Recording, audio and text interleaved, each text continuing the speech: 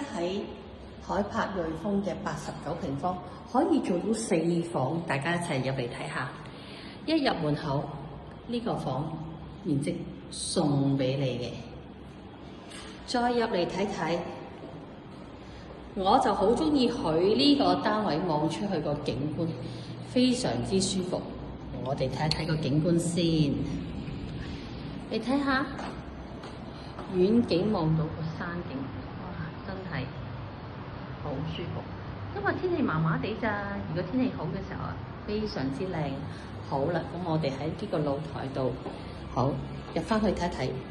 呢個單位咧就89平方，做到4房。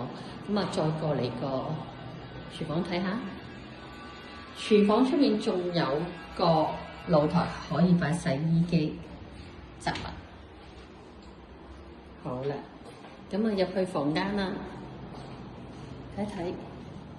最好呢個房咧，就係冇走廊啊！先睇個主人房，已經預留晒所有衣櫃位俾你㗎啦。